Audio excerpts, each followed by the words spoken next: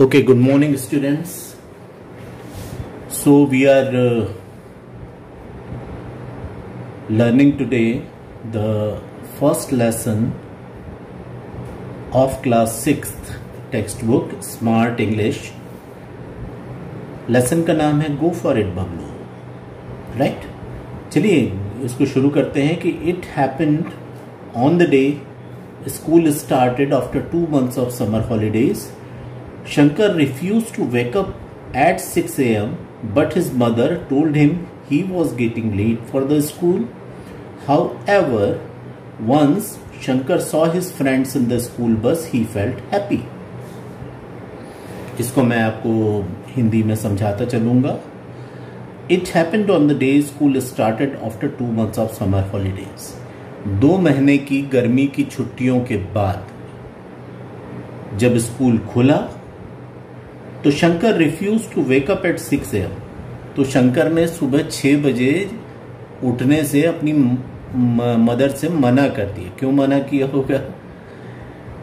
क्योंकि 2 महीनों में जो छुट्टियां मिली थी 2 महीनों की, इसमें आदत पड़ गई थी कि देर से उठने की, राइट? तो जब स्कूल शुरू हुए और सुबह 6 बजे मदर उठाने आई तो शंकर ने उठने से मना कर दिया. But his mother told him he was getting late for school. तो माँ ने कहा कि नहीं बेटा उठो आप, क्योंकि स्कूल के लिए लेट हो रहा है. However, once Shankar saw his friends in the school bus, he felt happy. और जब शंकर ने अपने दोस्तों को स्कूल बस में बैठा हुआ देखा तो वो बहुत खुश हुआ. राइट? सुबह उठने में तकलीफ तो हो रही थी, लेकिन 2 महीनों बाद अपने क्लास के सभी दोस्तों से मिलने की जो खुशी होती है वो बहुत ज्यादा होती है. राइट? सो इसीलिए लिखा हुआ है कि however once Shankar saw his friends in the school bus he felt happy.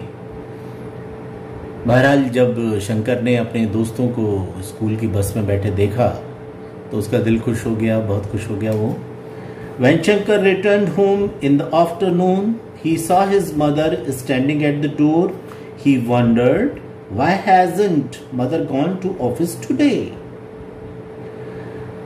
Seeing the worried look on her face, he felt a flash of fear. जब दिन भर स्कूल में रहने के बाद शाम को शंकर घर लौटा तो उसकी मदर सामने दरवाजे पर खड़ी थी और उनके चेहरे पर बड़े घबराए हुए भाव थे, घबराई हुई नजर आ रही थी वो. तो सबसे पहला सवाल तो उसके मन में ये आया कि मम्मी आज ऑफिस क्यों नहीं गई है. राइट? उनकी मदर भी जॉब करती थी शंकर की, वो भी रोजाना ऑफिस जाया करती थी, और जब शंकर ऑफिस से लौट कर स्कूल से लौट कर आता तब तक वो ऑफिस से लौटी नहीं होती थी. तो जब मदर को उसने दरवाजे पर खड़ा देखा तो उसे आश्चर्य हुआ. Why hasn't mother gone to office today? Mummy office क्यों नहीं गई आज? Seeing the worried look on her face, he felt a flash of fear. Right? और उनके चेहरे पर घबराए हुए भावों को देखकर, राइट, घबराए हुए भावों को देखकर शंकर को अचानक फ्लैश ऑफ फियर. देखिए यहां पर कुछ डिफिकल्ट वर्ड्स के मीनिंग दिए गए हैं. जो कलर्ड अक्षर दिए हुए हैं वो सारे के सारे उनके वर्ड मीनिंग्स आपको यहां पर मिल जाएंगे. Right? Flash of fear means suddenly afraid, अचानक घबरा जाना. राइट? फ्लैश ऑफ फियर, अचानक उसे एक घबराहट सी हुई कि क्या बात है, मम्मी के चेहरे पर ऐसे भाव क्यों हैं. Mother gave him a tight hug and 2 kisses on the forehead. Mother ने उसे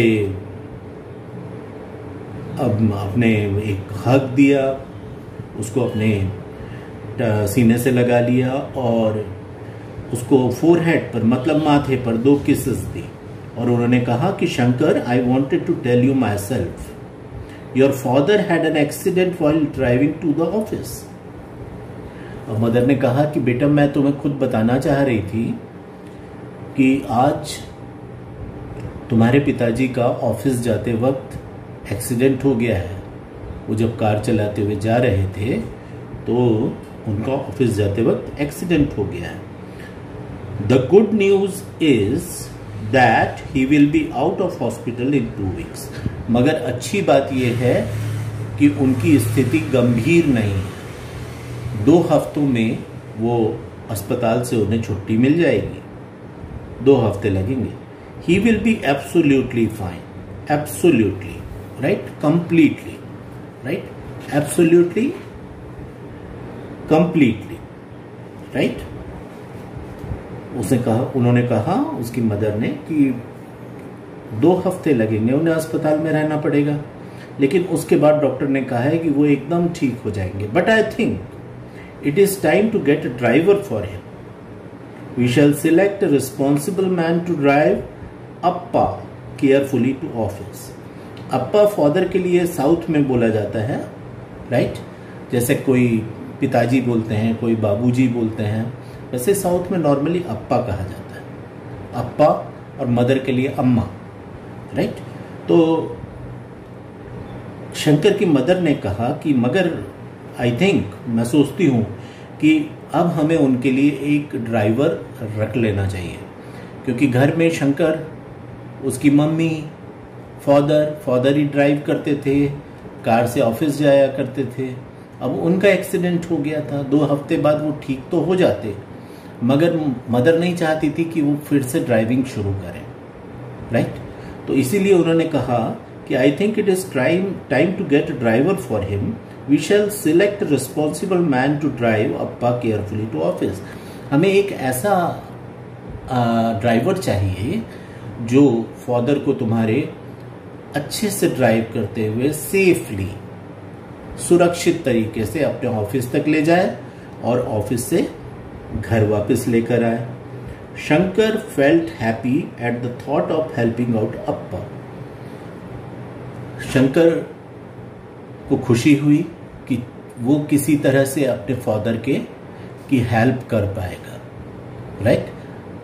फैमिली में आप याद कीजिए कि जब कभी भी हम अपने फैमिली मेंबर्स की या अपने फ्रेंड्स की किसी की भी हेल्प करते हैं, मदद करते हैं, तो हमें बड़ी खुशी मिलती है और मिलनी चाहिए, राइट। तो जब शंकर ने अपनी मदर से सुना कि वो कुछ कह रही हैं उससे, जिससे उसके फादर को मदद मिलेगी, तो he felt very happy. In the next few days, आने वाले कुछ दिनों में, in the next few days he set next to his mother while she interviewed several men for the post of chauffeur। आने वाले कुछ दिनों में वो अपने मम्मी के बगल में बैठा रहता था और वो जो कैंडिडेट्स थे, जो ड्राइवर्स थे, उनका इंटरव्यू लिया करती थी। बहुत सारे लोग आए। शॉफर एक शब्द है जो किसी के लिए गाड़ी चलाता है, किसी की कार वगैरह ड्राइव करता है, तो उसको शॉफर कहते हैं। ये फ्रेंच वर्ड है। फ्रांस में ऐसा व्यक्ति जो आपकी गाड़ी ड्राइव करता है, उसके बदले में आप उससे कुछ पैसा देते हैं, तो उसे शॉफर कहते हैं, right. While she interviewed several men for the post of chauffeur to Appa, they both decided on Raj। और आखिर में एक व्यक्ति था जिसका नाम था राज, जो इंटरव्यू देने आया था, उसे उन्होंने सिलेक्ट किया, right. He was 30 years old and had a pleasant manner of speaking. वो जो व्यक्ति था जिसको शॉफर के लिए, अपने कार के ड्राइवर के लिए उन्होंने सिलेक्ट किया, राइट, उसका नाम था राज। वो लगभग 30 साल उम्र थी उसकी और बहुत अच्छे से बात करता था, बहुत तमीजदार था, बहुत तमीज से बात करता था। Finally Appa return from hospital, और फाइनली अंत में जो शंकर के फादर थे ये हॉस्पिटल से वापस आ गए। 2 हफ्ते बीत गए, वो ठीक ठाक हो गए, डॉक्टर ने अस्पताल से छुट्टी दे दी, वो घर चले आए।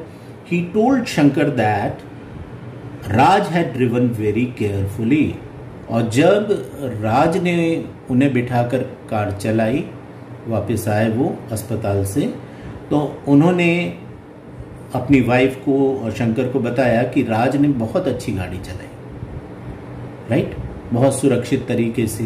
उन्हें जब वो राज ड्राइव कर रहा था तो शंकर के फादर को ज़रा भी कोई प्रॉब्लम नहीं हुई, right. That Sunday Raj family came to stay with them in the small flat in their backyard. That is how Shankar met Raj's 8-year-old son Bablu. और उसके बाद वो हफ्ता बीता, संडे आया, छुट्टी थी, तो संडे के रोज जो राज, जो नया ड्राइवर था, उसने अपनी फैमिली को वहां पर ले आया। जो शंकर का घर था उसके पीछे सर्वेंट क्वार्टर बने हुए थे, राइट, जिसमें कोई जो भी घर में काम करने वाले रहते हैं वो रह सकते हैं। तो वहाँ पर उसने एक छोटा सा मकान था, वहाँ पर स्मॉल फ्लैट था, बैकयार्ड यानी जो मकान का पिछवाड़ा होता है, राइट, उसमें पीछे वाला जो आंगन होता है उसे बैकयार्ड कहते हैं। तो मकान कुछ इस ढंग का बना हुआ था कि उसमें एक बैकयार्ड था, जो सामने का आंगन होता है उसे फ्रंट यार्ड कहते हैं, पीछे का जो आंगन होता है उसे बैकयार्ड कहते हैं, राइट। तो बैकयार्ड में एक फ्लैट बना हुआ था, फ्लैट मतलब छोटा मकान, राइट, जिसमें राज अपनी फैमिली को लेकर आ गया। और ये पहला मौका था जब शंकर की मुलाकात राज के बेटे बबलू से हुई, जो कि 8 साल का था, 8 years old था, ठीक है। अब आप जान रहे हैं यहाँ पर कि go for it Bablu, go for it Bablu.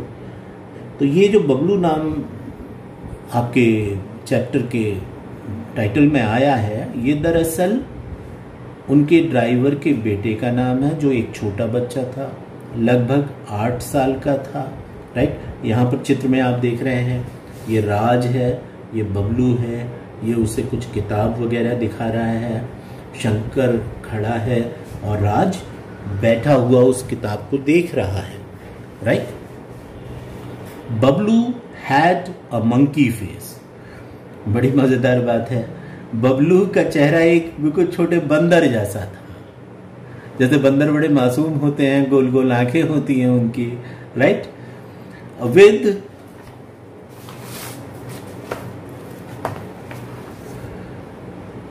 With bright eyes and spiky hair. Bright eyes, चमकदार आंखें, बंदर की आंखें बड़ी चमकदार होती है। तो with bright eyes and spiky hair, spiky hair, ये देखिए लास्ट में लिखा है spiky, sticking out in points, right. जब किसी के बाल, राइट, कोई फेस है, राइट, और उसके बाल कुछ ऐसे ऐसे ऐसे ऐसे उठे हुए हों, राइट, तो इसे स्पाइकी कहते हैं, ठीक है, राइट। ये स्पाइकी होता है, खड़े खड़े बाल जो रहते हैं उसे स्पाइकी हेयर कहते हैं, राइट। तो बबलू जो था, राइट, उसकी आंखें बड़ी चमकदार थी और स्पाइकी हेयर थे। बंदरों को याद कीजिए, उन्होंने कंघी वगैरह नहीं की होती, उनके बाल सीधे सीधे खड़े रहते हैं ना, तो वो स्पाइकी हेयर कहलाते हैं। To the 8-year-old Bablu the 11-year-old Shankar seem to be a big boy. और उस 8 साल के बच्चे के जो बबलू था, उसके सामने 11 साल का शंकर जो था, ये बड़ा लगता था, काफी बड़ा उसके मुकाबले लगता था, राइट। यानी यहाँ पर आप देख रहे हैं कि दोनों में कितने साल का अंतर था, 3 साल का। बबलू छोटा था 8 साल का, शंकर था 11 साल का, right. He followed Shankar around, और वो जो छोटा बच्चा था वो शंकर के पीछे पीछे घूमता रहता था, followed around, right. Whenever Shankar looked up from the book he was reading, he found Bablu's face staring at him through the window. जब कभी भी शंकर पढ़ने बैठता, whenever Shankar looked up from the book, जब book he was reading, जब भी वो कोई किताब पढ़ रहा होता और उसके बाद किताब से नजर उठा के ऊपर देखता हो, तो उसे क्या नजर आता, बबलूज फेस, बबलू का चेहरा नजर आता जो किसी न किसी खिड़की से उसे देख रहा होता। यानी जब कभी भी ये बैठकर पढ़ाई कर रहा है, कोई किताब पढ़ रहा है, तो बबलू उसे कहीं छुप कर देख रहा होता था, right. While brushing his teeth, he would often get confused when he saw another face staring. Staring का मतलब होता है घूरना, लगातार देखना।